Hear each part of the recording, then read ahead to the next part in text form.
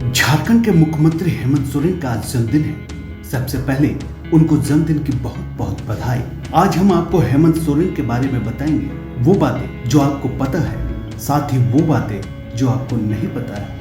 आइए जानते हैं हेमंत सोरेन के बारे में सुनी अनसुनी कहानी। झारखंड के मुख्यमंत्री हेमंत सोरेन आज 46 साल के हो गए। दिशोंग गुरु शिबू सोरेन और रूपी सोरेन के दूसरे बेटे हेमंत सोरेन का जन्म 10 अगस्त 1975 को हुआ था। हेमंत सोरेन झारखंड के कद्दावर नेताओं में माने जाते हैं। हेमंत सोरेन ने 11वें मुख्यमंत्री के रूप में दूसरी बार झारखंड के मुख्यमंत्री पद की शपथ 30 दिसंबर 2019 को ली। राज्य में झारखंड मुक्ति मोर्चा की गठबंधन की सरकार है। हेमंत सोरेन की पत्नी कल्पना सोरेन और 2 बच्चे हैं। आपको बता दें कि हेमंत ने BIT मेसरा में इंजीनियरिंग में प्रवेश लिया था, लेकिन वह अपनी शिक्षा पूरी नहीं कर सके। आप देखते हैं कि हेमंत सोरेन ने राजनीति के अलावा इंजीनियरिंग की भी पढ़ाई की है और इस कार्यकाल में आपको इंजीनियरिंग, सोशल इंजीनियरिंग और पॉलिटिकल इंजीनियरिंग दोनों नज़र आता है, क्योंकि ये गठबंधन की सरकार चला रहे हैं। कांग्रेस RJD इनके साथ है और जिस तरह से सरकार गिराने, उठाने और विवाद खड़ा करने की कोशिशें हुई हैं और उसको जिस तरह से इन्होंने हैंडल किया है, आप कह सकते हैं कि ये पॉलिटिकल इंजीनियरिंग है।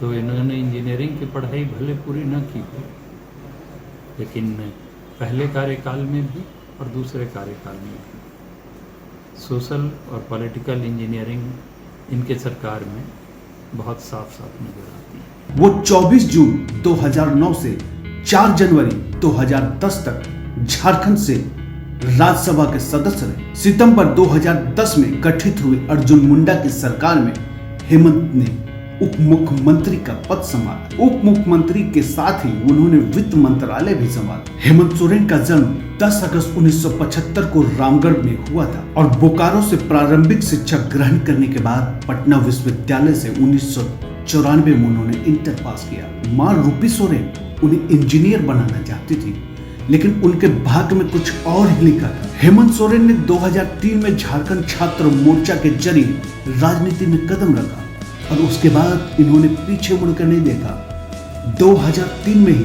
वो झारखंड छात्र मोर्चा के अध्यक्ष बने। हेमंत सोरेन ने पिता से काफी कुछ सीखा।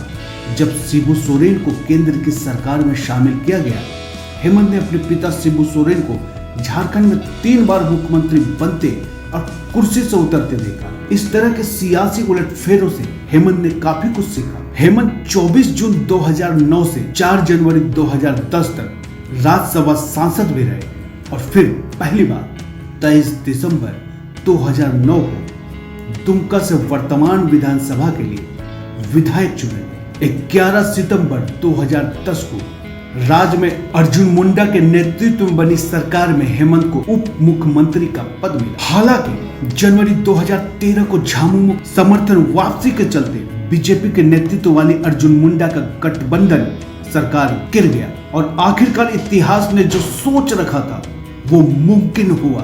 13 जुलाई 2013 को हेमंत सोरेन ने झारखंड के 9वें मुख्यमंत्री के रूप में शपथ ली।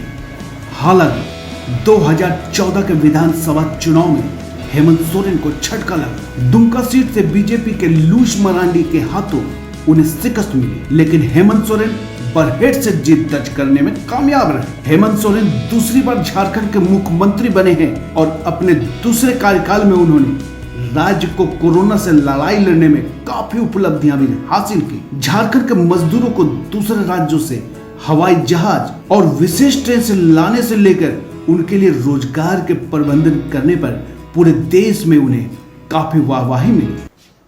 पहले जब मुख्यमंत्री बने थे, ये बातें बाहर निकल के आती थी कि मुख्यमंत्री किसी की भी सुन लेते हैं और बहुत सॉफ्ट हैं, पॉलिटिकल समझ इनकी कम है। लेकिन तब भी ये बात 100% सही नहीं थी। लेकिन इस कार्यकाल में तो ये बात कहीं भी नहीं सही ठहरती है। इनका पॉलिटिकल बैकग्राउंड रहा है, इनके पिता पॉलिटिक्स में, विशेषकर झारखंड में सबसे बड़ा नाम उन्हीं का है, और इनका पूरा परिवार राजनीति में है। तो घर से ही इन्होंने राजनीति की शुरुआत की है, और जब खुद मुख्यमंत्री बने हैं तो इस कार्यकाल में ये सुन सबकी रहे हैं, लेकिन कर वही रहे हैं जो इनको सूट करता है और जो राज्य के हित में है जो बातें।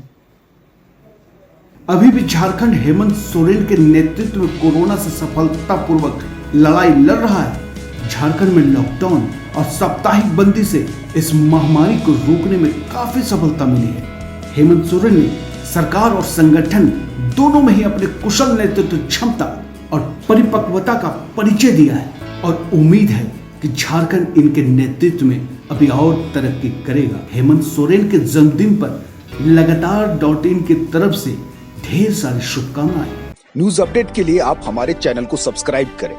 आप हमें फेसबुक और इंस्टाग्राम पर भी फॉलो कर सकते हैं। बने रहे लगातार.in के साथ।